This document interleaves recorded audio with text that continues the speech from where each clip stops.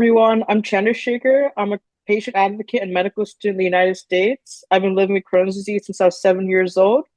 Welcome back to season two of our Gastro Gyan series. Gyan meets knowledge, and our Gastro Gyan videos are a part of our Ask the Expert series. Our patient moderators ask clinician experts common questions, and together they bust myths about GI conditions so we can live our best lives. Today's video is titled Pursuing Higher Education with GI Conditions. While patients with GI conditions face additional challenges while pursuing higher education, we're capable of successfully navigating these challenges and achieving our goals. To help with balancing our health and education, there are strategies and accommodations available to patients with chronic GI conditions that they should be aware of. Today, we are thrilled to have Dr. Sandra Kim with us today to discuss this important topic. Dr. Kim, would you like to introduce yourself? Hi, my name is Sandy Kim. I'm a pediatric gastroenterologist, and I've been division chief here at Cleveland Clinic Children's for pediatric gastroenterology, hepatology, and nutrition. And most importantly, I've been so incredibly humbled and honored to be involved in the care of patients, pediatric patients, living with inflammatory bowel diseases since the start of my career. So again, I'm thrilled to be here and to talk about a topic that is really important to me, but even more importantly, to my young adult patients living with IBD. Thank you so much, Dr. Kim. I look really forward to this discussion. So just the first question I wanted to ask you. So what strategies do you typically recommend to patients who are trying to manage GI symptoms while staying in school? Thank you for asking me that question. I think it's so important, but I'd like to even step back and look at things in a very holistic and really comprehensive approach, looking at the different factors that go into ensuring that a young adult with IBD has good overall control. So I always like to say to my patients, there are very four things to me that we need to achieve. And if we don't, then that's on me. So it's a given that we want deep remission, so healing of the intestinal tract itself, right? So that is the absolute goal. At the same time, we also want control of symptoms, the GI symptoms themselves, because sometimes they may or may not mesh with how we achieve healing. The third piece is I'd like to know that the labs are normal, and not just because we want absolute perfection, but the labs are reflective if someone, for instance, has nutrient deficiencies, has subclinical inflammation, anemia, thinking about those pieces. But the most important piece is you've got to have a good quality of life. And if we haven't done this, then we aren't looking at the whole picture. So thinking about GI symptoms, the first piece is this. I always tell my young adults as soon as they know where they're going to be attending school, college, university, other, institutes of higher learning, immediately, get in touch with your gastroenterologist and your healthcare team. And at that point, sort of establish, okay, are we at a good place with treatments, with disease control, looking at all those pieces? And if not, we need to start, ensuring that we continue to get that squared away before you leave home. If there are procedures that need to be done, adjustments and medications, thinking about all that. But the other piece is then, for a lot of young adults, they're going to go far away from home. So determining, are there gastroenterologists that your primary healthcare team can partner with? Because you're going to need those folks that, for instance, if you need to get infusions, you may need another physician in that area to help, oversee, order. You also want to know that there's going to be that person with that GI and IBD expertise and interest that if you need to be seen urgently, that you can see them. So getting that care piece established as well, because that takes care of, okay, inflammation under control. If not, how are we going to assess and how are we going to readjust, whether it's before or after? So that's one piece. But the other piece I think is really equally crucial is the health maintenance. So thinking about health maintenance is diet, it's sleep and rest, and your psychosocial health as well. So diet, you probably have an established sort of way of eating and the resources at home that you may not have when you go away to school. But there are different options. So looking into what those options are for dining halls, or, for example, if you have to take nutritional supplements, do you have the ability to keep the nutritional supplements with you in your dormitory rooms or wherever, you're staying? Sleep again, there's so many different things. You've got a new schedule, you've got, crazy busy school schedules, and we want you to have those. But that's why it's even more critical to have a good sleep pattern established, because rest is going to be that time that your body catches up. And it's also important for your, overall functioning, both academically and on a personal level. And then the final piece is, I think, the psychosocial well-being piece is just so critical. I mean, you're again in that stage of life, you're going into a new phase. There are going to be, different stressors, and we know for a fact that psychosocial stress can often in itself trigger exacerbations of symptoms both within the GI tract, but also, overall well-being with fatigue.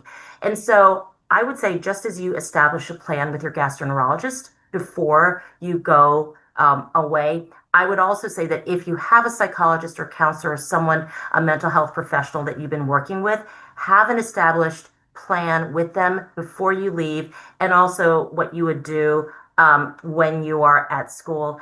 And then investigating if there are resources within the school community itself, whether it's through student health, whether it's through established GI healthcare teams at your local area that you're attending college as well. Thank you so much, Dr. Kim, for those really insightful points. Just some things I wanted to add from my own personal experience of being an IBD patient and pursuing higher education is that something that really helped me was having a support group throughout undergrad, throughout grad school, medical school that I could talk to about my symptoms. Personally, for me, I didn't know any other IBD patients prior to going to undergrad and my higher education. I was diagnosed when I was 7. I didn't meet any other IBD patients until I was 17. So for 10 years, I was the only IBD patient that I knew. And trying to find people that could kind of help me navigate this difficult transition, I think that personally really benefited me. And I think in addition to not only focusing on the GI symptoms, I think the psychosocial aspect is super important as well. As you mentioned, stress and sleep can play a huge role in exacerbating management of symptoms. And overall, just kind of for any IBD patients pursuing higher education, it's important that you not only focus on the school aspect, but also on your psychosocial aspects, along with having a support group to help make this difficult journey smoother and easier. And so that just kind of brings me to the next question I wanted to ask you is how do you advise students to think about accommodations and when or whether to disclose their condition? Thank you so much. And I think first hearing about your journey as well, I think it's incredibly important, insightful, and you've brought up some key points. And so when I think about, talking about accommodations and whether you should tell someone, the first thing is I say absolutely yes. You have IBD. You are still who you are, pursuing higher education, following your dreams. And so the job that we have, I personally feel that I have when I take care of any of my young adult patients is to ensure your success. Okay. So the first thing I always say is, again, once you've established where you're going to be attending the next phase of higher education, do your research and figure out where the disabilities office is or the equivalent of, because most institutions will have that. Once you go there, they can then tell you what resources they have available.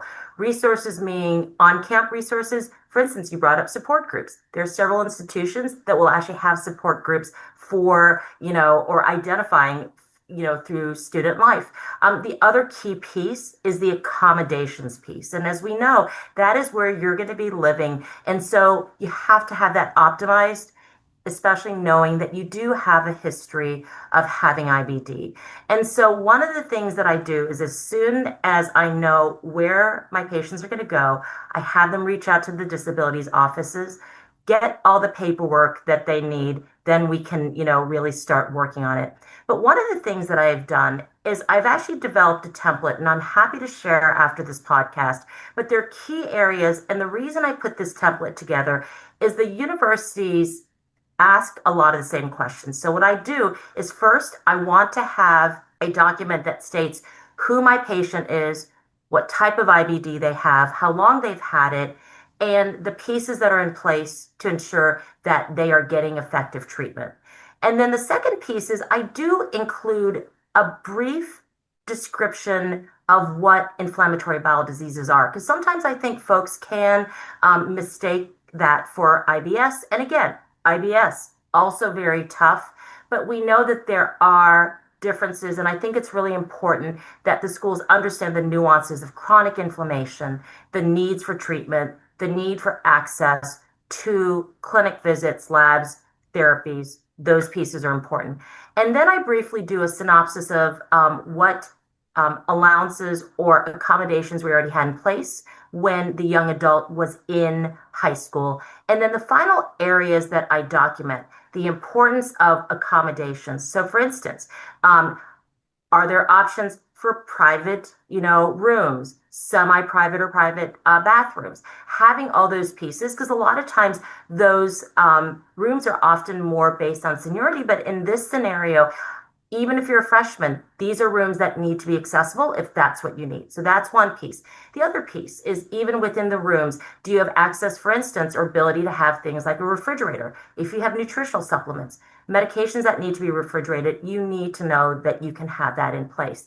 The second piece is the dining halls and what the food plans are. Depending on the types of diet, the foods, the supplements, you may need to have that tailored, and certain dorms may have access to special sort of dining halls. And then the third piece is the ability to have excused absences for clinic visits, treatments, and if necessary, to have additional time to complete assignments when you are not doing well from a medical standpoint. And then the final piece is if there are options for transportation, especially if you have to get yourself to visits, seeing if there's that ability to do so. And I always like to end by saying, here is my direct office contact information so that the disabilities office can contact me. And I think those pieces have to be in place to ensure that you have a successful higher education experience. And that really takes away that stress of going, oh my gosh, do I need to scramble? What do I need to ask for? Get as much in place before you start. Thank you so much, Dr. Kim. All these points are really relatable for me as I use accommodations myself throughout my higher education. One thing I would say is that if you are considering accommodations, start sooner than later. At some institutions, our process can be long, so just start as soon as possible. And just having, at least for me, the accommodations I personally use, I use the housing accommodations. I have my own personal bathroom, and I think these kinds of accommodations definitely made the transition easier. And having leniency with attendance, having extended time on the standardized exams I've taken, it definitely made managing my symptoms and my pursuit of higher education a lot smoother and easier. And so that kind of wraps up this video. Thank you so much, Dr. Kim, for joining us today and sharing this important information that patients should be aware of. Thank you to our audience for tuning in. We hope this video resource empowers you to utilize the strategies and accommodations available to you and realize that you're capable of succeeding academically while balancing your condition. Please stay tuned for more of our Gastro Gyan video series and be sure to check out season 1 of SAIA's YouTube channel. Thank you so much for having me.